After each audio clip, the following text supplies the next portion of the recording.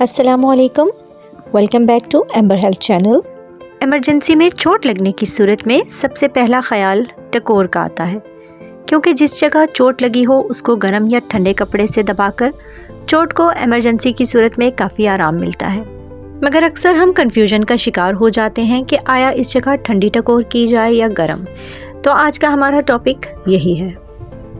جسم کے کسی حصے پر چوٹ لگے یا کہیں درد ہو تو برف رکھنی چاہیے یا گرم کپڑا؟ آئیے دیکھتے ہیں۔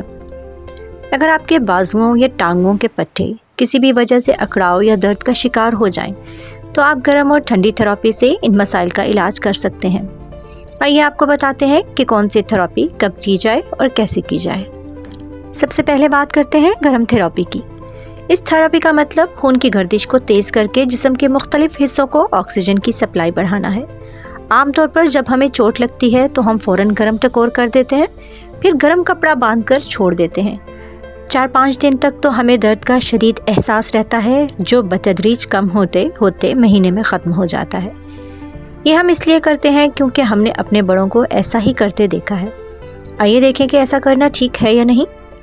جب کہیں چوٹ لگتی ہے تو اس جگہ سویلنگ ہو جاتی ہے اور خون کی نالیاں کھل جاتی ہیں تاکہ زیادہ خون کا بہاؤ متاثرہ جگہ پر آئے اور وہاں سے کلیئرنس ہو۔ جب خون کا دباؤ اس جگہ پر زیادہ ہو جاتا ہے تو پلازما اور خون کے باقی اجزاء یہاں جمع ہونا شروع ہو جاتے ہیں۔ اس جمع ہونے کے نتیجے میں اس جگہ پر سویلنگ یا سوزش آ جاتی ہے۔ گرم ٹکور کے نتیجے میں خون کی نالیاں اور کھل جاتی ہیں اور ہو سکتا ہے کہ آپ کو درد میں وقتی آرام محسوس ہو۔ وہ اس لیے کہ جو نرو دماغ کو میسج پہنچاتی ہے وہ سست ہو جاتی ہیں، مگر سوزش بڑھ جاتی ہے۔ اس لیے جس جگہ تازہ چوٹ لگی ہو وہاں برف کی ٹکور کی جائے، کیونکہ گرم ٹکور کے نتیجے میں سوزش یا سویلنگ مزید بڑھ سکتی ہے۔ جوڑوں کے درد میں گرم ٹکور مناسب ہے اور ساتھ ہی مسلز کا کھچاؤ بھی اس سے نارمل ہوتا ہے۔ گرم تھراپی کی مختلف اقسام ہیں: نم اور خشک۔ نم اور خشک دونوں طریقوں سے جسم کے مخصوص حصوں پر گرم ٹکور کی جا سکتی ہے۔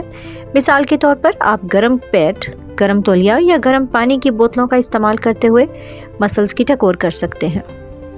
گرم پیڈ یا ہیٹ پیڈز بآسانی بازاروں میں دستیاب ہیں۔ اس کے علاوہ انفرا ریڈ لیمپس کے ذریعے بھی گرم ٹکور کی جا سکتی ہے۔ یہ دھیان رکھیے کہ تھراپی کرتے وقت بہت زیادہ گرمائش کا استعمال نہ کیا جائے، بلکہ نیم گرم تھراپی کا استعمال کیا جائے تاکہ جلد کو کوئی نقصان نہ پہنچے۔ آپ کسی تولیے کو گرم کر کے درد والی جگہ پر لگا سکتے ہیں، لیکن یہ دورانیہ 20 منٹ سے زیادہ نہ ہو۔ آپ کو یہ بھی چاہیے کہ گرم شاور لیتے ہوئے اپنے جسم کو پرنم رکھیں تاکہ آپ کی جلد پانی کی کمی کا شکار نہ ہو۔ گرم تھراپی کو کمر، گردن اور جوڑوں کے درد کے لیے استعمال کر سکتے ہیں۔ اگر درد 1 یا 2 دن پرانی ہو تو اس کا استعمال کیا جا سکتا ہے۔ اس طرح پرانی دردوں کے لیے بھی گرم طریقے کو فائدہ مند پایا گیا ہے۔ گرم تھراپی کے بعد بات کرتے ہیں برف کی تھراپی یا ٹھنڈی تھراپی کی۔ ٹھنڈی تھراپی ایسی چوٹ جو گزشتہ 24 سے 48 گھنٹوں میں لگی ہو اس کی سوزش کو کم کرنے کے لیے 5 سے 10 منٹ تک ٹھنڈی تھراپی کرنا بہت مفید ہے۔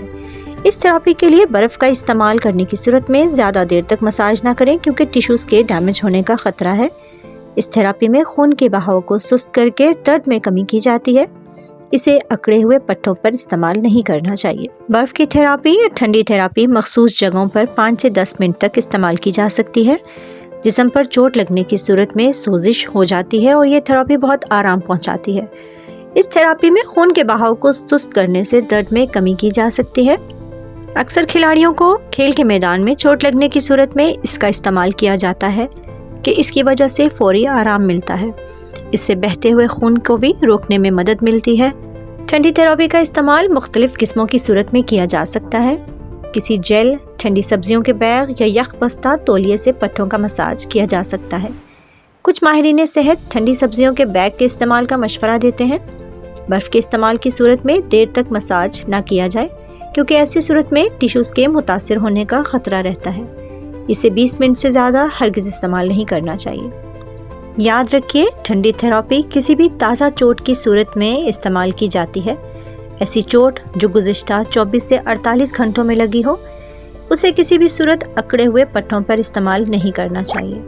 چوٹ لگنے کی صورت میں رائس میتھڈ RICE میتھڈ پر عمل کیا جا سکتا ہے۔ R کا مطلب ریسٹ یعنی چوٹ والے حصے کو آرام دیں۔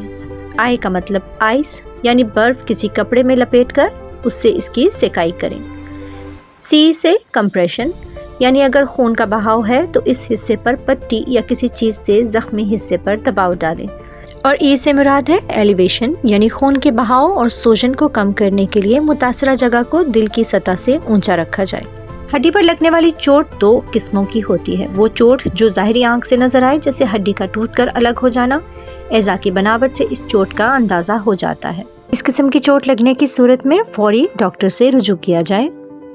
دوسری چوٹ وہ چوٹ جو ظاہر نہ ہو جیسے ہڈی میں بال آ جانا یا چٹک جانا، اس صورت میں بھی تکلیف کم کرنے کے لیے گرم یا ٹھنڈی تھراپی کا استعمال کیا جا سکتا ہے، لیکن مستقل علاج کے لیے ڈاکٹر سے ہی رابطہ کیا جائے۔ ان دونوں تھراپیز کے استعمال سے قبل اپنے ڈاکٹر سے مشورہ بھی کر لینا چاہیے۔ شکریہ۔